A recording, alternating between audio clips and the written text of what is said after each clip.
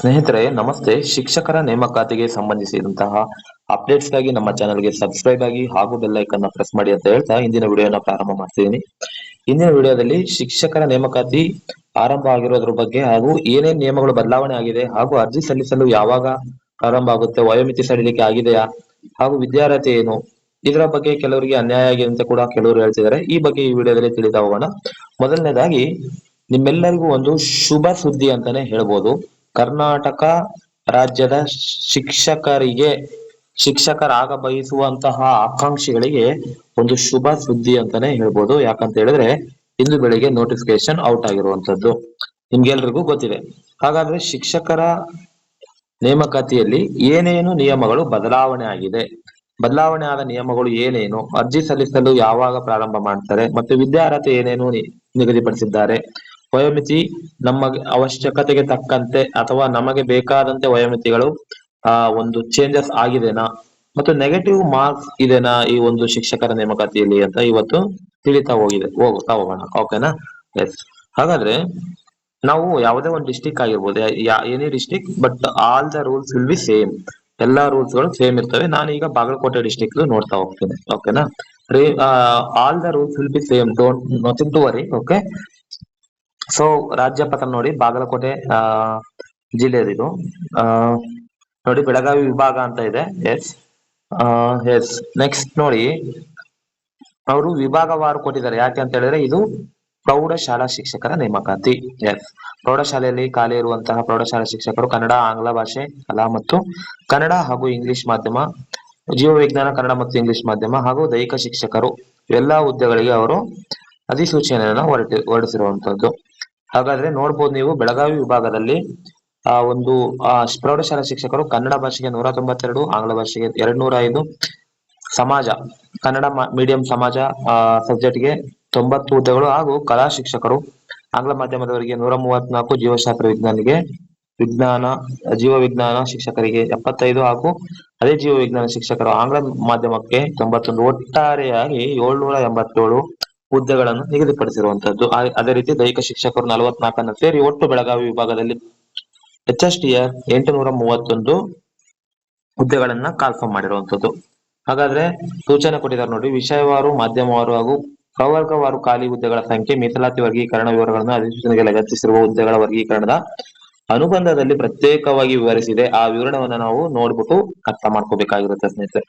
ಹಾಗಾದ್ರೆ ಅರ್ಜಿ ಸಲ್ಲಿಸುವ ವಿಧಾನ ಎಲ್ಲರೂ ಕೂಡ ಒಂದೇ ಆನ್ಲೈನ್ ಪೋರ್ಟಲ್ ಅಲ್ಲಿ user name and password create ಮಾಡೋದ್ರ ಮುಖಾಂತರ ಅಪ್ಲಿಕೇಶನ್ ಹಾಕ್ಬೇಕಾಗುತ್ತೆ. ಯಾವುದೇ ರೀತಿಯ ಆಫ್ಲೈನ್ ಅರ್ಜಿಗಳನ್ನ ಅಕ್ಸೆಪ್ಟ್ ಮಾಡೋದಿಲ್ಲ ಅಂತ ಕೊಟ್ಟಿದ್ದಾರೆ. ಹಾಗಾದ್ರೆ ಸಾಮಾನ್ಯ ಸೂಚನೆಗಳೇನು, ಕಾಮನ್ ರೂಲ್ಸ್ ಫಾರ್ ಆಲ್ ಏನಿರ್ಬೋದು? ಶುಲ್ಕವನ್ನು ಆನ್ಲೈನ್ ಮೂಲಕ ಅಂತ ಅಂದ್ರೆ internet banking, credit card or debit card ಥ್ರೋನೆ ಈ ಒಂದು ಶುಲ್ಕವನ್ನ ಪಾವತಿಸಬೇಕಾಗುತ್ತೆ. ಹಾಗಾದ್ರೆ ಏನೇನು ಬೇರೆ ತರ ರೂಲ್ಸ್ ಏನೇನು ಚೇಂಜಸ್ ಆಗಿದೆ ಅಂತ ಹೇಳಿದ್ರೆ ಕೊಟ್ಟಿದ್ದಾರೆ. ಆನ್ಲೈನ್ ಅಲ್ಲೇ ಅರ್ಜಿಯನ್ನು ಹಾಕ್ಬೇಕು, ಫಸ್ಟ್ ರೂಲ್. ಸೆಕೆಂಡ್ ರೂಲ್ ನೋಡಿ, ಯಾರು ಹುದ್ದೆಗೆ ಅರ್ಜಿ ಸಲ್ಲಿಸಕ್ ಬಯಸ್ತಾರೋ ಅವರು ಎಲ್ಲಾ ಒಂದು ಅದಕ್ಕೆ ಸಂಬಂಧಿಸಿದಂತ ಶಿಕ್ಷಣವನ್ನ ಪೂರೈಸಿರ್ಬೇಕು. ಅದೇ ರೀತಿ ರೂಲ್ ನಂಬರ್ 3 ನೋಡಿ, ಅಭ್ಯರ್ಥಿಗಳು ಅರ್ಜಿ ಸಲ್ಲಿಸುವಾಗ ಒಂದು ವೃಂದದ ಒಂದು ಹುದ್ದೆಗೆ ಒಂದು ಜಿಲ್ಲೆಯನ್ನು ಮಾತ್ರ ಆಯ್ಕೆ ಮಾಡಿಕೊಳ್ಳತಕ್ಕದ್ದು. ಅಂದ್ರೆ ನಾವು GPT ಏನಾದ್ರು ಅಪ್ಲೈ ಮಾಡ್ತಿದೀವಿ ಅಂತ ಹೇಳಿದ್ರೆ ಅದು ಯಾವ್ದಾದ್ರು ಒಂದು ಡಿಸ್ಟಿಕ್ ಗೆ ಹಾಕಿದೀರಾ ಅಂತ ಹೇಳಿದ್ರೆ ಅಗೈನ್ ಇನ್ನೊಂದು ಡಿಸ್ಟಿಕ್ ಗೆ ನೀವು GPT ಪೋಸ್ಟ್ ಗೆ ಅಪ್ಲೈ ಮಾಡಕ್ ಬರೋದಿಲ್ಲ. ಅದೇ ರೀತಿ ಬೇರೆ ಬೇರೆ ವೃಂದ, ಇಲ್ಲಿ ಒಂದು ಡಿಸ್ಟಿಕ್ ಅಲ್ಲಿ ನೀವು GPT ವೃಂದಕ್ಕೆ ಹಾಕಿ ಇನ್ನೊಂದು ಡಿಸ್ಟಿಕ್ ಅಲ್ಲಿ PST ಬೇಕಾದ್ರೆ ಹಾಕ್ಬೋದು. ಬಟ್ ಒಂದೇ ವೃಂದದ ಹುದ್ದೆಗಳಿಗೆ ಬೇರೆ ಬೇರೆ ಜಿಲ್ಲೆಗಳಲ್ಲಿ ಹಾಕ್ಲಿಕ್ಕೆ ಬರೋದಿಲ್ಲ. ಪ್ರೌಢಶಾಲಾ ಶಿಕ್ಷಕರ ಅಸಿಸ್ಟೆಂಟ್ ಮಾಸ್ಟರ್ ನೋಡಿ, ಇದು ಪರೀಕ್ಷೆ ಬರೆಯಲು ಒಂದು ಜಿಲ್ಲೆಯನ್ನು ಮಾತ್ರ ಆಯ್ಕೆ ಮಾಡಿಕೊಳ್ಬೇಕು. ನೀವು ಬೇರೆ ಬೇರೆ ವೃಂದದ ಒಂದು ಹುದ್ದೆಗಳಿಗೆ ಅಪ್ಲಿಕೇಶನ್ ಹಾಕಿದ್ರು ಕೂಡ ಪರೀಕ್ಷೆ ಬರೆಯಲಿಕ್ಕೆ ನೀವು ಒಂದು ಜಿಲ್ಲೆಯನ್ನು ಮಾತ್ರ ಆಯ್ಕೆ ಮಾಡ್ಕೊಳ್ಬೇಕಾಗಿರುತ್ತೆ. ಉದಾಹರಣೆ ನೋಡಿ, ಯಾವ ಅಭ್ಯರ್ಥಿಯ ವಿದ್ಯಾರ್ಹತೆ PST ಸಾಮಾನ್ಯ ಹಾಗೂ GPT ವೃಂದದಲ್ಲೂ ಕೂಡ HSTR ವೃಂದಕ್ಕೂ ಎಲ್ಲವಕ್ಕೂ ಅಪ್ಲಿಕೇಶನ್ ಹಾಕಕ್ ಅವ್ರು ಏನಾದ್ರು ಅರ್ಹ ಆಗಿದ್ರೆ ಅವರು ಒಂದು ಜಿಲ್ಲೆಯಲ್ಲಿ ಮಾತ್ರ ಒಂದು ಕೇಡರ್ಗೆ ಅಪ್ಲಿಕೇಶನ್ ಹಾಕ್ಬೇಕಾಗಿರುತ್ತೆ. ಅವ್ರು ಬೇಕಾದ್ರೆ ನಿಮ್ಗೆ ಒಂದು ಎಕ್ಸಾಂಪಲ್ ಕೊಟ್ಟು ಕೂಡ ಹೇಳಿದಾರೆ ನೋಡಿ. ಏನಂತ ಹೇಳಿದ್ರೆ, ಒಬ್ಬ ವಿದ್ಯಾರ್ಥಿ ಬಾಗಲಕೋಟೆ ಜಿಲ್ಲೆಯಲ್ಲಿ ಅರ್ಜಿ ಸಲ್ಲಿಸಿದ್ರೆ ಬೇರೆ ಯಾವುದೇ ಜಿಲ್ಲೆಯಲ್ಲಿ PST ವೃಂದದ ಹುದ್ದೆಗೆ ಅರ್ಜಿ ಸಲ್ಲಿಸಲು ಅವಕಾಶ ಇರೋದಿಲ್ಲ. ಇನ್ ಕೇಸ್ PST ವಿದ್ಯಾರ್ಥಿ ಏನಾದ್ರು ಬಾಗಲಕೋಟೆ ಸಲ್ಲಿಸಿದ್ದಾರೆ ಅಂತ ಹೇಳಿದ್ರೆ ಅಗೈನ್ ಅದೇ PST ಕೇಡರ್ಗೆ ಬೇರೆ ಡಿಸ್ಟಿಕ್ ಅಲ್ಲಿ ಅಪ್ಲಿಕೇಶನ್ ಹಾಕಕ್ ಅವಕಾಶ ಇರೋದಿಲ್ಲ. ಅದೇ ರೀತಿ ಜಿಪಿಟಿ ಒಂದು ಮೈಸೂರು ಜಿಲ್ಲೆಯಲ್ಲಿ ಅರ್ಜಿ ಸಲ್ಲಿಸಿದ್ರೆ ಅದೇ ರೀತಿ ಜಿಪಿಟಿ ಹುದ್ದೆಗೆ ಮತ್ತೆ ಇನ್ನೊಂದು ಜಿಲ್ಲೆಯಲ್ಲಿ ಅವಕಾಶ ಇರೋದಿಲ್ಲ. ಸೊ ಇದನ್ನ ನೀವು ಮನಗಣಬೇಕಾಗುತ್ತೆ ಸ್ನೇಹಿತರೆ. ಹಾಗಾದ್ರೆ ರೂಲ್ ನಂಬರ್ 5 ನೋಡಿ, ಅಭ್ಯರ್ಥಿಯು ಒಂದಕ್ಕಿಂತ ಹೆಚ್ಚಿನ ಹುದ್ದೆಗಳಿಗೆ ಅರ್ಜಿ ಸಲ್ಲಿಸಿದಲ್ಲಿ ಅವರು ಯಾವ ವೃಂದದ ಯಾವ ಹುದ್ದೆಗೆ ಆಯ್ಕೆಯಾಗಲು ಬಯಸುತ್ತಾರೋ ಅಂತಹ ವೃಂದದ ಹುದ್ದೆಯ ತಾತ್ಕಾಲಿಕ ಆದ್ಯತೆ ಟೆಂಪ್ರವರಿಗೆ ನೀವು ಏನ್ ಮಾಡ್ಬೇಕು, ಆದ್ಯತೆಯನ್ನ ಕೊಡ್ಬೇಕಾಗಿರುತ್ತೆ. ಅರ್ಜಿ ಸಲ್ಲಿಸಬೇಕಾದ್ರೆ ಅದು ನೀಡೋದು ಕಂಪಲ್ಸರಿ ಮಾಡಿದ್ದಾರೆ, ಮ್ಯಾಂಡೇಟರಿ. ಎಸ್, ಹಾಗಾದ್ರೆ ಅಭ್ಯರ್ಥಿಯು ಸ್ಪರ್ಧಾತ್ಮಕ ಪರೀಕ್ಷೆ ಬರೆಯಲು ಬಯಸುವ ಜಿಲ್ಲೆಯ ಆದ್ಯತೆಯನ್ನು ಅರ್ಜಿಯಲ್ಲಿ ತಪ್ಪದೆ ನಮೂದಿಸತಕ್ಕದ್ದು. ಯಾವ ಡಿಸ್ಟಿಕ್ ಅಲ್ಲಿ ನೀವು ಎಕ್ಸಾಮ್ ಬರೀತೀರಾ ಅಂತ ಆ ಒಂದು ಡಿಸ್ಟಿಕ್ ಅನ್ನು ಅವರು ಮೆನ್ಷನ್ ಮಾಡಲೇಬೇಕು ಅಂತ ಹೇಳಿದ್ದಾರೆ. ಪರೀಕ್ಷಾ ಕೇಂದ್ರಗಳಿಗೆ ಅಭ್ಯರ್ಥಿಯು ಹಂಚಿಕೆ ಮಾಡುವ ವಿಶೇಷ ಚೇತನ ಮತ್ತು ಮಹಿಳಾ ಅಭ್ಯರ್ಥಿಗಳಿಗೆ ಆದ್ಯತೆ ನೀಡಲಾಗುವುದು. ಪರೀಕ್ಷಾ ಕೇಂದ್ರಗಳಿಗೆ ನೀವು ಯಾವ ಡಿಸ್ಟಿಕ್ ಆಗಿರುತ್ತೆ ಆ ಪರೀಕ್ಷಾ ಕೇಂದ್ರಗಳನ್ನು ಹಂಚಿಕೆ ಮಾಡಬೇಕಾದ್ರೆ ಸ್ವಲ್ಪ ಎಕ್ಸ್ಕ್ಯೂಸ್ ಕೊಟ್ಟಿರುವಂತದ್ದು ಮಹಿಳೆಯರಿಗೆ ಮತ್ತು ವಿಶೇಷ ಚೇತನ ಅವರಿಗೆ, ಹ್ಯಾಂಡಿಕ್ಯಾಪ್ ಅವರಿಗೆ. ಅಭ್ಯರ್ಥಿಯು ಆನ್ಲೈನ್ ಅರ್ಜಿ ಆಯ್ಕೆ ಮಾಡಿಕೊಂಡ ಹುದ್ದೆಯ ವೃಂದದ ಅಧಿಸೂಚನೆ PhD, GPT ಅಥವಾ HST ವೃಂದ ಸ್ಪಷ್ಟವಾಗಿ ನಮೂದಿಸಬೇಕು. HST ನ PhD ನ ಅಥವಾ GPT ನ ಅಂತ. ಅರ್ಜಿ ಸಲ್ಲಿಸಲು ನಿಗದಿಪಡಿಸಿರುವ ಕೊನೆಯ ದಿನಾಂಕದ ನಂತರ ಅರ್ಜಿ ಸಲ್ಲಿಸಲು ಅವಕಾಶ ಇರೋದಿಲ್ಲ. ಇದು ಗೊತ್ತಿರುತ್ತೆ, ಆಲ್ಮೋಸ್ಟ್ ಎಲ್ರು ಅರ್ಜಿ ಸಲ್ಲಿಸೋ ದಿನಾಂಕದಿಂದ ಕೊನೆಯಾಗೋ ದಿನಾಂಕದ ಒಳಗಡೆ ಬೇಗನೆ ಅರ್ಜಿ ಸಲ್ಲಿಸಿ ನೀವು ಒಂದು ಅಪ್ಲಿಕೇಶನ್ ಇದನ್ನ ತಗೋಬೇಕಾಗುತ್ತೆ. ಅರ್ಜಿಗಳನ್ನು ಆನ್ಲೈನ್ ಮೂಲಕವೇ ಭರ್ತಿ ಮಾಡಬೇಕು, ಇದು ಗೊತ್ತಿದೆ. ಇಲಾಖಾ ವೆಬ್ಸೈಟ್ ಅಲ್ಲಿ ಆನ್ಲೈನ್ ಅಲ್ಲಿ ಭರ್ತಿ ಮಾಡಬೇಕು. ಸಲ್ಲಿಸಿದ ಅರ್ಜಿಯನ್ನು ಇಲಾಖೆ ನಡೆಸುವ ಇತರ ಅಧಿಸೂಚನೆಗಳ ಆಯ್ಕೆ ಪರೀಕ್ಷೆಗಳಿಗೆ ಪರಿಗಣಿಸಲಾಗುವುದಿಲ್ಲ. ನಾವು ಆಲ್ರೆಡಿ ಸಲ್ಲಿಸಿದೀವಿ, ಇತರ ಬೇರೆ ವೃಂದಕ್ಕೂ ಇದನ್ನ ಪರಿಗಣಿಸೋದಿಲ್ಲ. ಬೇರೆ ಬೇರೆ ಹುದ್ದೆಗಳಿಗೆ ಬೇರೆ ಬೇರೆ ಅರ್ಜಿಯನ್ನ ನೀವು ಹಾಕ್ಬೇಕು, ಶುಲ್ಕವನ್ನು ಕೂಡ ಸಪರೇಟ್ ಆಗಿ ಹಾಕ್ಬೇಕಾಗುತ್ತೆ. ಸೊ ಇದಿಷ್ಟು ಸಾಮಾನ್ಯವಾದ ಒಂದು ನಿಯಮಗಳು. ಆನ್ಲೈನ್ ಅಲ್ಲಿ ಅರ್ಜಿ ಸಲ್ಲಿಸಲು ವೇಳಾಪಟ್ಟಿ ಕೊಟ್ಟಿರುವಂತದ್ದು. ಅಭ್ಯರ್ಥಿಗಳು ಆನ್ಲೈನ್ ಅಲ್ಲಿ ಅರ್ಜಿ ಸಲ್ಲಿಸಲು ಪ್ರಾರಂಭದ ದಿನಾಂಕ 18/8/2026 ಅಂದ್ರೆ ಇದೇ ತಿಂಗಳ 18ನೇ ತಾರೀಕಿಂದ ಪ್ರಾರಂಭ ಆಗುತ್ತೆ. ಬಟ್ ಆನ್ಲೈನ್ ಅರ್ಜಿ ಸಲ್ಲಿಸಲು ಕೊನೆಯ ದಿನಾಂಕ ಬರೀ 7/9/2020 ಅಂದ್ರೆ 20 ದಿನಗಳ ಅವಕಾಶ ಮಾತ್ರ ತಿಳ್ಕೊಳ್ಳಿ. ಶುಲ್ಕ ಪಾವತಿಸಲು ಕೊನೆಯ ದಿನಾಂಕ 10/9/2026. ಎಸ್, ಪಾವತಿಸಬೇಕಾದ ಶುಲ್ಕವನ್ನು ಕೊಟ್ಟಿದ್ದಾರೆ. ಪ್ರವರ್ಗ 2A 2B 3A 3B ವರ್ಗದ ಅಭ್ಯರ್ಥಿಗಳಿಗೆ 750 ಒಂದು ಹುದ್ದೆಗೆ ಅರ್ಜಿ ಸಲ್ಲಿಸಿದ್ರೆ, 2 ಹುದ್ದೆಗೆ ಅರ್ಜಿ ಸಲ್ಲಿಸಿದ್ರೆ 1125 ರೂಪಾಯಿ ಅವರು ಕಾಸ್ಟ್ ಚಾರ್ಜ್ ಮಾಡ್ತಕ್ಕಂಥದ್ದು. ಅದೇ ರೀತಿ ಪರಿಶಿಷ್ಟ ಜಾತಿ SC ಮತ್ತು ST ಮಾಜಿ ಸೈನಿಕ ಅಂಗವಿಕಲ ವಿದ್ಯಾರ್ಥಿಗಳಿಗೆ, ತೃತೀಯ ಲಿಂಗದ ವಿದ್ಯಾರ್ಥಿಗಳಿಗೆ ಒಂದು ಹುದ್ದೆಗೆ ಸಲ್ಲಿಸಿದ್ರೆ 500 ರೂಪೀಸ್, 2 ಹುದ್ದೆಗೆ ಸಲ್ಲಿಸಿದ್ರೆ 750 ರೂಪೀಸ್.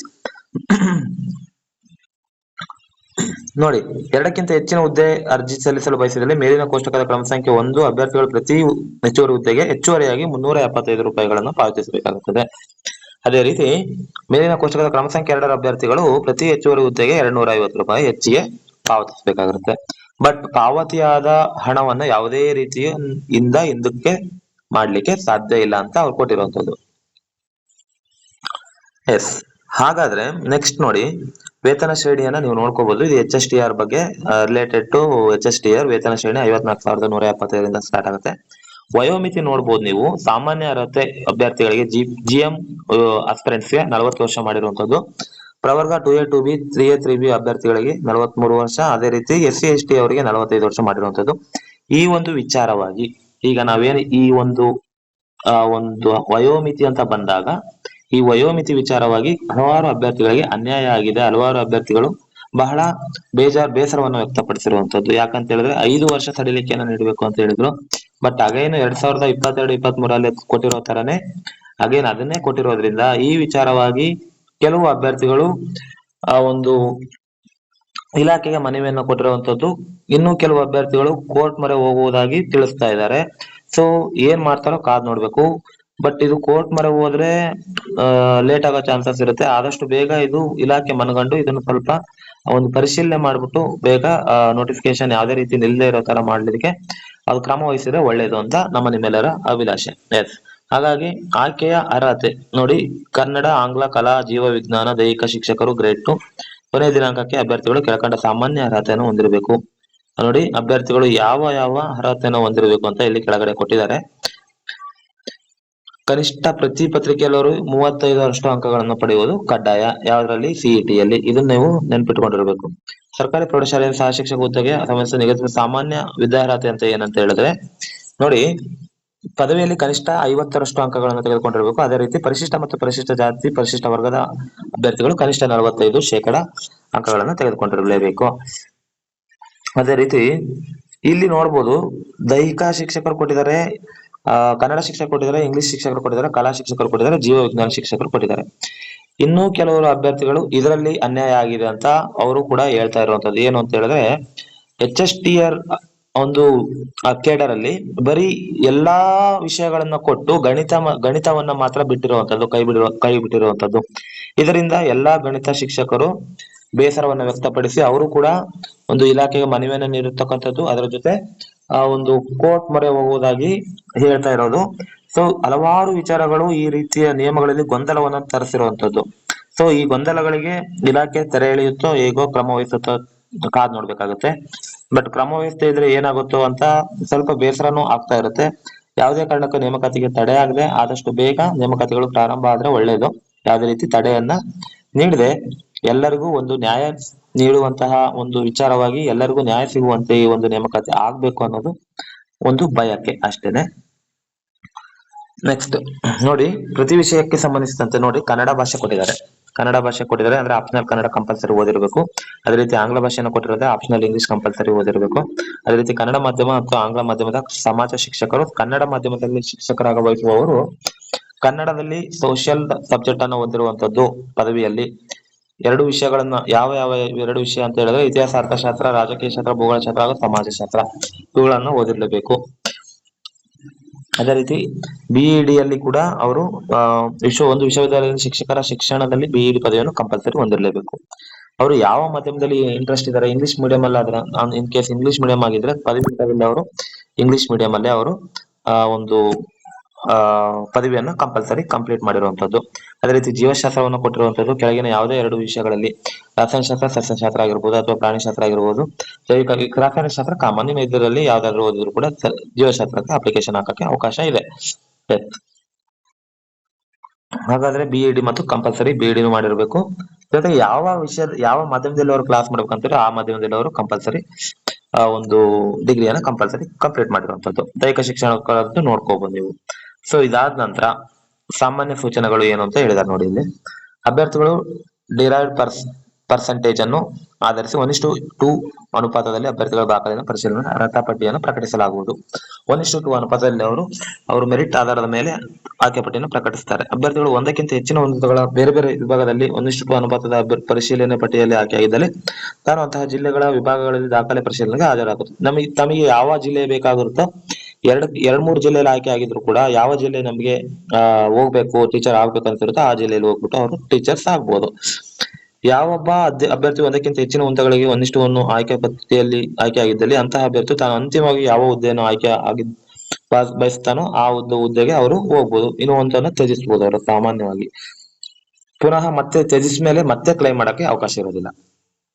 ಒಂದು ವೇಳೆ ಅಭ್ಯರ್ಥಿ ಮೇಲೆ ಸೂಚಿಸಿದಂತೆ ಒಂದು ಹುದ್ದೆಯನ್ನು ಅಂತಿಮವಾಗಿ ಆಯ್ಕೆ ಮಾಡಲು ಅಥವಾ ತ್ಯಜಿಸುವ ಬಗ್ಗೆ ನೋಟರೈಸ್ಡ್ ಮುಚ್ಚಳಿಕೆಯನ್ನು ನಿಗದಿತ ದಿನಾಂಕದಲ್ಲಿ ಅರ್ಜಿ ಸಲ್ಲಿಸಲು ವಿಫಲವಾಗಿದ್ದಲ್ಲಿ ಅದನ್ನು ಅರ್ಜಿ ಸಲ್ಲಿಸುವ ನೀಡಿರುವ ಹುದ್ದೆಗಳ ಆದ್ಯತೆಯನ್ನು ಅಂತಿಮ ಆದ್ಯತೆ ಎಂದು ಪರಿಗಣಿಸಿ ಮುಖ್ಯ ಆಯ್ಕೆ ಪಟ್ಟಿಯನ್ನು ಪ್ರಕಟಿಸಲಾಗುವುದು. ನಂತರ ಯಾವುದೇ ಬದಲಾವಣೆ ಮಾಡೋದಿಲ್ಲ. ಅಭ್ಯರ್ಥಿ ಅಂತಿಮವಾಗಿ ಮುಖ್ಯ ಆಯ್ಕೆ ಪಟ್ಟಿಯಲ್ಲಿ ಆಯ್ಕೆ ಹೊಂದಿ ಸ್ವ ಇಚ್ಛೆಯಿಂದ ಜಿಲ್ಲೆ, ವಿಭಾಗ ಅಥವಾ ವೃಂದವನ್ನು ಆಯ್ಕೆಕೊಂಡು ನೇಮಕಾತಿ ಆದೇಶ ಪಡೆದು ಕರ್ತವ್ಯಕ್ಕೆ ಹಾಜರಾಗುವ ಜಿಲ್ಲೆ ಅಥವಾ ವೃಂದ ಮಾಧ್ಯಮ ನಿಯಮಾನುಸಾರ ಅದೇ ಜಿಲ್ಲೆಯ ವಿಭಾಗದ ಜ್ಯೇಷ್ಠತೆ, ಮೀಸಲಾತಿಯನ್ನು ಇತ್ಯಾದಿಗಳು ಅನ್ವಯ ಆಗುತ್ತೆ. ಒಬ್ಬ ವಿದ್ಯಾರ್ಥಿ ಯಾವ ಜಿಲ್ಲೆಯಲ್ಲಿ ಅವನು ವರ್ಕ್ ಮಾಡ್ತಿದ್ದಾನೋ ಆ ಒಂದು ಜಿಲ್ಲೆಗೆ ಸಂಬಂಧಿಸಿದಂತಹ ನಿಯಮಗಳನ್ನೇ ಅನ್ವಯ ಆಗ್ತದೆ ಅಂತ ಕೊಟ್ಟಿದ್ದಾರೆ. ಸೊ ಇದನ್ನು ನೆನ್ಪಿಟ್ಟುಕೊಳ್ಳಿ. ಜೊತೆಗೆ ಅರ್ಜಿ ಸಲ್ಲಿಸಲು ನಿಗದಿಪಡಿಸಿದ ಕೊನೆಯ ದಿನಾಂಕದ ಒಳಗಡೆ ಎಲ್ಲಾ ರೀತಿಯ ನಿಮ್ಮ ಸರ್ಟಿಫಿಕೇಟ್ಸ್ ನ ರೆಡಿ ಮಾಡಿ ಇಟ್ಕೋಬೇಕು.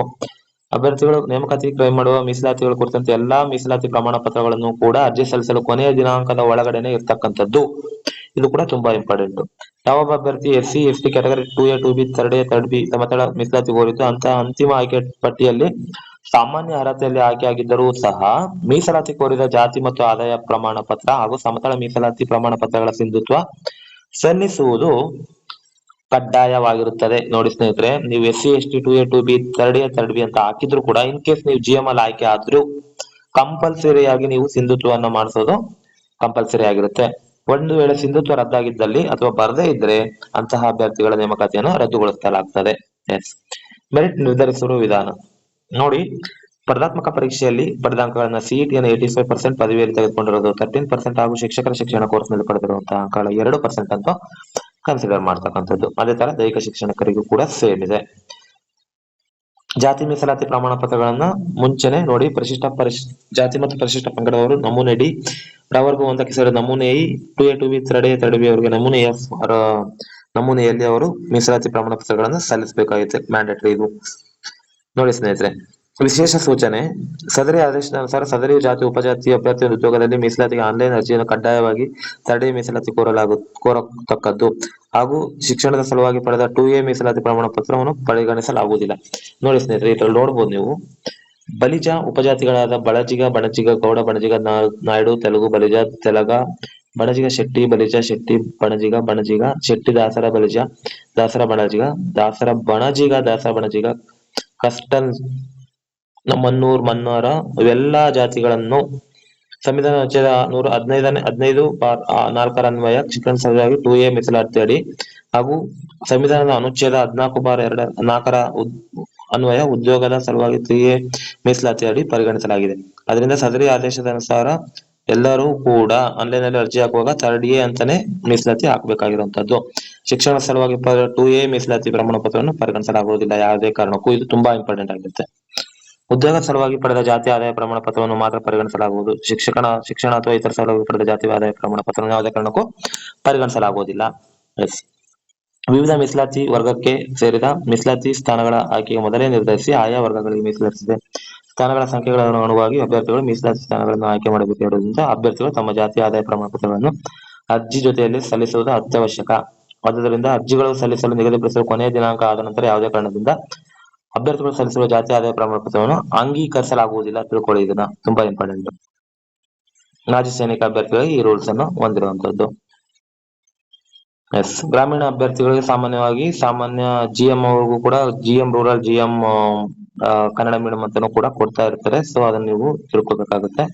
ಅಂಗವಿಕಲ ಅಭ್ಯರ್ಥಿಗಳು ಕೂಡ ಏನೇನು ಮೀಸಲಾತಿ ಇದೆ ಆ ಮೀಸಲಾತಿಗಳು ಸಾಮಾನ್ಯವಾಗಿ ಇದ್ದೇ ಇರುತ್ತೆ. ಯೋಜನಾ ನಿರಾಶ್ರಿತರಿಗೂ ತೃತೀಯ ಲಿಂಗಿಗಳಿಗೆ ಅಂಗವಿಕಲರಿಗೆ ನೀಡುವಂತಹ ನಿಯಮಗಳು ಸಾಮಾನ್ಯವಾಗಿ ಇದ್ದೇ ಇರುತ್ತೆ. ಅದನ್ನ ಬಿಟ್ರೆ ಸ್ಪರ್ಧಾತ್ಮಕ ಪರೀಕ್ಷಾ ಕೇಂದ್ರ ಸ್ಪರ್ಧಾತ್ಮಕ ಪರೀಕ್ಷೆಗಳನ್ನು ಪರೀಕ್ಷಾ ಪ್ರಾಧಿಕಾರವು ನಿಗದಿಪಡಿಸಿರುವ ಆಯಾ ವಿಭಾಗದ ಜಿಲ್ಲೆಯ ವ್ಯಾಪ್ತಿ ಸ್ಥಳದಲ್ಲಿ ನಡೆಸಲಾಗುವುದು. ಆ ಒಂದು ಜಿಲ್ಲೆಯಲ್ಲಿ ಅವರು ಒಂದು ತಗೋಬಹುದು. ಯಾವ ಒಂದು ಜಿಲ್ಲೆ ಇರುತ್ತೋ ಆ ಜಿಲ್ಲೆಯಲ್ಲಿ ಆ ವ್ಯಾಪ್ತಿಯಲ್ಲಿ ಬರುವಂತಹ ಯಾವ ಪ್ರದೇಶದಲ್ಲಿ ಬೇಕಾದರೂ ಅವರು ನಿಗದಿಪಡಿಸಬಹುದು. ಸ್ಪರ್ಧಾತ್ಮಕ ಪರೀಕ್ಷೆಯ ವಿವರ. ಪರೀಕ್ಷೆ ಹೆಸರು ಸರ್ಕಾರಿ ಪ್ರೌಢಶಾಲೆ. ನೋಡ್ಬೋದು ನೀವು. ಇದರ ಡೇಟ್ ಕೂಡ ಕೊಟ್ಟಿರುವಂತದ್ದು. ಸಾಮಾನ್ಯ ಪತ್ರಿಕೆ 12/10/2026 ನಡೆಯುತ್ತೆ. ಅದು ಸಾಮಾನ್ಯ ಪತ್ರಿಕೆ 10ರಿಂದ 12. ಅದೇ ತರ 2:30ರಿಂದ 4:30ಕ್ಕೆ ದೈಹಿಕ ಶಿಕ್ಷಕರ ಪರೀಕ್ಷೆ ನಡೀತಕ್ಕಂಥದ್ದು. ಅದೇ ರೀತಿ 13/10/2026 ಪತ್ರಿಕೆ 2. ಅದು CABZ ಆಗಿರ್ಬೋದು, ಆರ್ಟ್ಸ್ ಆಗಿರ್ಬೋದು, ಕನ್ನಡ ಆಗಿರ್ಬೋದು, ಇಂಗ್ಲಿಷ್ ಆಗಿರ್ಬೋದು. ಸೊ ಇವುಗಳು ಪತ್ರಿಕೆ 2. ರಿಮೈನಿಂಗ್ ಸಬ್ಜೆಕ್ಟ್ 13ನೇ ತಾರೀಕು ನಡೀತಕ್ಕಂಥದ್ದು. ನೀವು ನೋಡ್ಬೋದು ಸಾಮಾನ್ಯ ಪತ್ರಿಕೆಯಲ್ಲಿ ಪತ್ರಿಕೆ 1ರಲ್ಲಿ ಯಾವ ಅಂಶಗಳು ಇರ್ತವೆ ಅಂತ ಹೇಳಿದ್ರೆ ಸಾಮಾನ್ಯ ಜ್ಞಾನ ಮತ್ತು ಪ್ರಚಲಿತ ವಿದ್ಯಮಾನಗಳು, ಸಾಮಾನ್ಯ ಕನ್ನಡ, ಸಾಮಾನ್ಯ ಇಂಗ್ಲಿಷ್, ಶೈಕ್ಷಣಿಕ ಮನೋವಿಜ್ಞಾನ, ಮಾನಸಿಕ ಸಾಮರ್ಥ್ಯ, ಗಣಕತಂತ್ರ, ಮೌಲ್ಯ ಶಿಕ್ಷಣ ಮತ್ತು ಆರೋಗ್ಯ ಶಿಕ್ಷಣ ಇವೆಲ್ಲವನ್ನು ಸೇರಿ ಒಟ್ಟಾರೆಯಾಗಿ ಒಂದು ಪತ್ರಿಕೆ 100 ಅಂಕಗಳಿಗೆ. ಅದೇ ರೀತಿ ಪತ್ರಿಕೆ 2 ನಿಮ್ಮ ವಿಷಯಕ್ಕೆ ಅನುಗುಣವಾಗಿ ನಿಮ್ಮ ಸಬ್ಜೆಕ್ಟ್ಗೆ ಅನುಗುಣವಾಗಿ ಪರ್ಟಿಕ್ಯುಲರ್ ಸ್ಪೆಸಿಫಿಕ್ ಪೇಪರ್ ಇರುತ್ತೆ 100 ಮಾರ್ಕ್ಸ್ಗೆ. ಅದು ಕೂಡ ಮಲ್ಟಿಪಲ್ ಚಾಯ್ಸ್ ಬೇಸ್ಡ್ ಕ್ವಶನ್ಸ್ ಇರುತ್ತೆ. ಇದು ತುಂಬಾ ಇಂಪಾರ್ಟೆಂಟ್. ನೆಗೆಟಿವ್ ಅಂಕಗಳು ಇದಾವೆ ಅಂತ ನಾನು ನಿಮ್ಮ ಥಂಬ್ನೇಲ್ ಅಲ್ಲಿ ನೋಡ್ಬೋದು ನೀವು ಹಾಕಿರುವಂತದ್ದು. ಸೊ ಹಾಗಾದ್ರೆ ನೆಗೆಟಿವ್ ಅಂಕಗಳು ಇದಾವ ಅಂತ ನೋಡಿದ್ರೆ ನೋಡಿ ಸ್ನೇಹಿತರೆ, ಯಾವುದೇ ಒಂದು ನಿಮಗೆ ಅವರು OMR ಶೀಟ್ ಅಲ್ಲಿ 5 ಆಪ್ಷನ್ಸ್ ಅನ್ನ ಕೊಟ್ಟಿರುವಂತದ್ದು. ನಿಮಗೆ ಏನಾದ್ರೂ ಆಪ್ಷನ್ಸ್ ಯಾವ್ದಾದ್ರು ಗೊತ್ತಿದ್ರೆ ಹಾಕ್ಬೋದು. ಆನ್ಸರ್ ಕರೆಕ್ಟ್ ಗೊತ್ತಿದ್ರೆ ಹಾಕ್ಬೋದು, ಅಥವಾ ಗೊತ್ತಿಲ್ಲ ಇದು ತಪ್ಪಿರ್ಬೋದು ಅಂತ ಗೊತ್ತಿದ್ರು ಕೂಡ ಅಟ್ಲೀಸ್ಟ್ ಅದನ್ನಾದ್ರೂ ಹಾಕಿದ್ರೆ ಏನು ತೊಂದರೆ ಇಲ್ಲ. ಬಟ್ ನೀವೇನಾದ್ರೂ ಖಾಲಿ ಬಿಟ್ಟು ಬಂದ್ರಿ ಅಂತ ಅಂದ್ರೆ, ಯಾವುದೇ ರೀತಿ ಶೇಡ್ ಮಾಡದೆ ವಾಪಸ್ ಬಂದ್ರಿ ಅಂತ ಹೇಳಿದ್ರೆ ಅವಾಗ ಮಾತ್ರ ನಿಮ್ಮ ಅಂಕ 0.25 ಅಂಕ ಕಡಿಮೆ ಆಗ್ತಕ್ಕಂಥದ್ದು. ಇದು ತುಂಬಾ ಇಂಪಾರ್ಟೆಂಟ್. 5 ವೃತ್ತಗಳಲ್ಲಿ ಯಾವುದೇ ಶೇಡ್ ಮಾಡದಿದ್ದಲ್ಲಿ ಪ್ರಶ್ನೆಗಳಿಗೆ ಸಂಖ್ಯೆಗಳಿಗೆ ಅನುಗುಣವಾಗಿ ಗಳಿಸುವ ಅಂಕದಲ್ಲಿ ಪ್ರತಿ ಅಂತಹ ಪ್ರಶ್ನೆಯಿಂದ 0.25 ಅಂಕಗಳನ್ನು ಕಡಿತಗೊಳಿಸಲಾಗುವುದು. ಅಂದ್ರೆ ನೆಗೆಟಿವ್ ಮಾರ್ಕ್ಸ್ ಇದೆ. ಸೊ ಈ ಬಾರಿ ನೆಗೆಟಿವ್ ಅಂಕಗಳಿರೋದ್ರಿಂದ ತುಂಬಾ ಇಂಪಾರ್ಟೆಂಟ್. ನೀವು ಕೇರ್ಫುಲ್ ಆಗಿ ಯಾವ್ದಾದ್ರು ಒಂದು ಆಪ್ಷನ್ ಅನ್ನ ಶೇಡ್ ಮಾಡಿ ಬರೋದನ್ನ ಮರೆಯಕ್ಕೆ ಯಾವ ಕಾರಣಕ್ಕೂ ಹೋಗ್ಬೇಡ್ರಿ. ಸೊ ಕೀ ಉತ್ತರ ಪ್ರಕಟಣೆ ನೋಡಿ. ಇಲಾಖೆ ವೆಬ್ಸೈಟ್ ಅಲ್ಲಿ ವಿತಿನ್ 2 days ಅಲ್ಲಿ ಅವರು ಕೀ ಉತ್ತರವನ್ನು ಪ್ರಕಟಿಸ್ತಾರೆ. 7 ದಿನಗಳಲ್ಲಿ ಅಬ್ಜೆಕ್ಷನ್ ಅವಕಾಶ ಕೊಟ್ಟಿರ್ತಕ್ಕಂಥದ್ದು. ಸ್ಪರ್ಧಾತ್ಮಕ ಪರೀಕ್ಷಾ ಫಲಿತಾಂಶವನ್ನು ನೋಡಿ. ಮುಕ್ತಾಯ ಮೌಲ್ಯಮಾಪನ ಕಂಪ್ಲೀಟ್ ಆದ ತಕ್ಷಣ ಫಲಿತಾಂಶವನ್ನು ಪ್ರಕಟಣೆ ಮಾಡ್ತಾರೆ. ಅದನ್ನು ಪ್ರಕಟಣೆ ಮಾಡೋದು ಕೂಡ ಪ್ರಚಲಿತ ದಿನಪತ್ರಿಕೆಗಳಲ್ಲಿ ಮಾಹಿತಿಯನ್ನು ನೀಡಿ ಅವರು ಪ್ರಕಟ ಮಾಡ್ತಕ್ಕಂಥದ್ದು.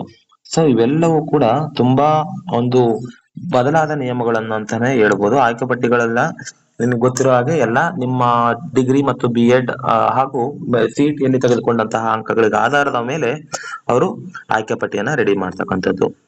ಆಯ್ಕೆ ಪಟ್ಟಿಯಲ್ಲಿ ಆಯ್ಕೆಯಾದ ಎಲ್ಲಾ ಅಭ್ಯರ್ಥಿಗಳು ಆಯ್ಕೆ ಆದ್ರೂ ಇನ್ನೂ ಮತ್ತೆ ಪೋಸ್ಟ್ ಹೋಯ್ತು ಅಂತ ಹೇಳಿದ್ರೆ ಅಗೈನ್ ಅವ್ರು ಏನ್ ಮಾಡ್ತಾ ಇರ್ತಾರೆ ಅಂದ್ರೆ ಮತ್ತೆ ಅವರು ಹೊಸದಾಗಿ ಹೆಚ್ಚುವರಿ ಪಟ್ಟಿಯನ್ನ ಬಿಡ್ತಕ್ಕಂಥದ್ದು. ಅಭ್ಯರ್ಥಿಗಳ ನೇಮಕಾತಿ ಕೂಡ ಈ ತರ ಎಲ್ಲ ನಡ್ತಕ್ಕಂಥದ್ದು. ಪ್ರಮುಖ ಸೂಚನೆಗಳು: ಅಭ್ಯರ್ಥಿಗಳು ಆನ್ಲೈನ್ ನಲ್ಲಿ ಮಾತ್ರ ಒಂದು ಅಪ್ಲಿಕೇಶನ್ ಅನ್ನ ಹಾಕ್ತಕ್ಕಂಥದ್ದು. ಇದು ಅಗೈನ್ ಅದೇ ಸೇಮ್ ರಿಲೀಸ್ ಅದೇ ಸೇಮ್ ರೂಲ್ಸ್ ಇದೆ. ಯಾವುದೇ ಅಭ್ಯರ್ಥಿಗಳು ನಕಲು ವ್ಯಕ್ತಿ ಆಗಿದ್ರೆ, ಇನ್ ಕೇಸ್ ಯಾವ್ದಾದ್ರು ಸುಮ್ನೆ ಬೇರೆ ಬೇರೆ ಕ್ಯಾಸ್ಟ್ ಇಂದ ನಮ್ದು ಆ ಕ್ಯಾಸ್ಟ್ ಈ ಕ್ಯಾಸ್ಟ್ ಅಂತ ಏನಾದ್ರು ನಕಲಿ ಪ್ರಮಾಣ ಪತ್ರಗಳನ್ನ, ನಕಲಿ ಮಾರ್ಕ್ಸ್ ಕಾರ್ಡ್ ಗಳನ್ನ, ನಕಲಿ ಕಾನ್ವೊಕೇಶನ್ಸ್ ಆಗಿರ್ಬೋದು ಆ ತರದ್ ಏನಾದ್ರು ಸಲ್ಲಿಸಿದ್ರೆ, ಕನ್ನಡ ಮೀಡಿಯಂ ಗ್ರಾಮೀಣ ಆಗಿದ್ರೆ ಯಾವ್ದಾದ್ರು ಸಲ್ಲಿಸಿತ್ತು ಅಂತ ಹೇಳಿದ್ರೆ ಅವುಗಳನ್ನ ಇಮಿಡಿಯೇಟ್ ಆಗಿ ಅವರು ಆಕ್ಷನ್ ತಗೊಂಡು ಅವ್ರನ್ನ ತೆಗೆದಾಕ್ತಕ್ಕಂಥದ್ದು. ಇದು ತುಂಬಾ ಇಂಪಾರ್ಟೆಂಟ್. ಹಾಗಾಗಿ ಇಲ್ಲಿ ನೋಡ್ಬೋದು ಯಾವುದೇ ರೀತಿಯ ಕ್ವಶನ್ ಏನಾದ್ರು ರಾಂಗ್ ಇತ್ತು ಅಥವಾ ಯಾವುದೇ ರೀತಿಯ ಮಿಸ್ ಆಯ್ತು, ಯಾವ್ದಾದ್ರು ಒಂದು ಕ್ವಶನ್ ಅಲ್ಲಿ ಏನಾದ್ರು ಮಿಸ್ಟೇಕ್ ಇತ್ತು ಅಂತ ಹೇಳಿದ್ರೆ ಯಾವುದೇ ರೀತಿಯ ಗ್ರೇಸ್ ಅಂಕಗಳನ್ನ ನೀಡಲಾಗುವುದಿಲ್ಲ. ಆ ಕ್ವಶನ್ ಅನ್ನ ಡಿಲೀಟ್ ಮಾಡಿದ್ರೆ ಮುಗಿದೋಯ್ತು. ಸೊ ಇದಿಷ್ಟು ಸಾಮಾನ್ಯವಾಗಿ ಇರುವಂತಹ ನಿಯಮಗಳು. ಈ ನಿಯಮಗಳು HSTR ಆಗಿರ್ಬೋದು, GPSTR ಆಗಿರ್ಬೋದು ಅಥವಾ PSTR ಆಗಿರ್ಬೋದು ಸೇಮ್ ಇದೆ ಸ್ನೇಹಿತರೆ. ಹಾಗಾಗಿ ಆದಷ್ಟು ಈ ನಿಯಮಗಳನ್ನ ನೀವು ಕಂಪ್ಲೀಟ್ ಆಗಿ ನೀಟಾಗಿ ಓದ್ಕೊಂಡು ನೀವು ಮುಂದಿನ ಹೆಜ್ಜೆಯನ್ನ ಇಡಬೇಕಾಗಿರುವಂತದ್ದು. ಇನ್ನೊಂದು ನಿಯಮ ಏನು ಅಂತ ಹೇಳಿದ್ರೆ, ಮುಖ್ಯವಾಗಿ ನೀವು ತಿಳಿಬೇಕಾಗಿರೋದು, ಕೋರ್ಟ್ ಮೆಟ್ಟಿಲೇರಲು ಹೊರಟಿರುವಂತಹ ಅಭ್ಯರ್ಥಿಗಳು ಯಾರು ಅಂತ ಹೇಳಿದ್ರೆ ವಯೋಮಿತಿ ಸಡಿಲಿಕೆಯನ್ನು ಬಯಸಿರುವಂತಹ ಅಭ್ಯರ್ಥಿಗಳು ಹಾಗೂ ಗಣಿತ ಶಿಕ್ಷಕರು, HSTR ಅಲ್ಲಿ ಗಣಿತ ಪೋಸ್ಟ್ ಇಲ್ಲದೆ ಇರುವಂತಹ ಶಿಕ್ಷಕರು ಹಾಗೂ ಈ ಒಂದು ಸೇವಾ ನಿರತ ಶಿಕ್ಷಕರಿಗೆ GPT ಅಥವಾ PST ಅಥವಾ HSTR ವೃಂದದಲ್ಲಿ ಕೆಲಸ ಮಾಡ್ತಿರುವಂತಹ ಶಿಕ್ಷಕರು ಕೂಡ ತಮಗೆ ಅನ್ಯಾಯವಾಗುತ್ತದೆ ಅಂತ ಹೇಳ್ಬಿಟ್ಟು ಮತ್ತೆ ಅವರು ಶಿಕ್ಷಣ ಇಲಾಖೆ ಏನಾದ್ರು ಆಕ್ಷನ್ ತಗೊಂಡಿಲ್ಲ ಅಂತ ಹೇಳಿದ್ರೆ ಕೋರ್ಟ್ ಮೆಟ್ಟಿಲೇರ್ಲಿಕ್ಕೆ ಸಿದ್ಧವಾಗಿರುವಂತದ್ದು. ಅದನ್ನ ನಾನು ಆ ರಿಟ್ ಪಿಟಿಷನ್ ಹಾಕ್ಲಿಕ್ಕೆ ರೆಡಿ ಮಾಡಿರುವಂತದ್ದನ್ನ ನಾನು ಲಾಸ್ಟ್ ವಿಡಿಯೋದಲ್ಲಿ ನಿಮಗೆ ಅಪ್ಡೇಟ್ ಮಾಡಿದ್ದೆ. ಸೊ ಹೀಗಾಗಿ ಇವೆಲ್ಲಾ ಗೊಂದಲಗಳ ನಡುವೆ ನೇಮಕಾತಿ ಯಾವುದೇ ರೀತಿ ನಿಲ್ದೆ ಆ ಒಂದು ಕ್ರಮ ವಹಿಸಿ, ಒಂದು ಇಲಾಖೆ ಕ್ರಮ ವಹಿಸಿ ಇವೆಲ್ಲ ಗೊಂದಲಗಳಿಗೆ ತೆರೆ ಎಳೆದು ಇಮಿಡಿಯೇಟ್ ಆಗಿ ನೇಮಕಾತಿ ಯಾವುದೇ ರೀತಿ ಸ್ಟೇ ಆಗದೆ ಇರೋ ತರ, ಯಾವುದೇ ರೀತಿ ಸ್ಟಾಪ್ ಆಗದೆ ಇರೋ ತರ ಆದಷ್ಟು ನೇಮಕಾತಿಗಳನ್ನ ಸಂಪೂರ್ಣವಾಗಿ ಮುಗಿಸ್ಕೊಳಕ್ಕೆ ಸಹಾಯ ಮಾಡುತ್ತೋ ಅಥವಾ ಏನ್ ಮಾಡುತ್ತೋ ಕಾದ್ ನೋಡ್ಬೇಕಾಗುತ್ತೆ. ಸೊ ಈ ವಿಡಿಯೋದಲ್ಲಿ ಇರುವಂತಹ ಮಾಹಿತಿ ನಿಮ್ಮೆಲ್ಲರಿಗೂ ಇಷ್ಟ ಆಗಿದೆ ಅಂತ ಭಾವಿಸ್ತೀನಿ. ಇದೇ ರೀತಿ ಲೇಟೆಸ್ಟ್ ಅಪ್ಡೇಟ್ಸ್ ಆಗಿ ನಮ್ಮ ಚಾನಲ್ಗೆ ಸಬ್ಸ್ಕ್ರೈಬ್ ಆಗಿ ಹಾಗೂ ಬೆಲ್ ಐಕನ್ ಪ್ರೆಸ್ ಮಾಡಿ ನಮ್ಮ ಚಾನಲ್ ಇರುವಂತಹ ವಿಷಯವನ್ನ ನಿಮ್ಮ ಸ್ನೇಹಿತರೊಂದಿಗೆ ಹಂಚ್ಕೊಳ್ಳಿ ಹಾಗೂ ಲೈಕ್ ಮಾಡಿ ಅಂತ ಹೇಳ್ತಾ ಈ ವಿಡಿಯೋನ ಮುಗಿಸ್ತಾ ಇದ್ದೀನಿ. Thank you.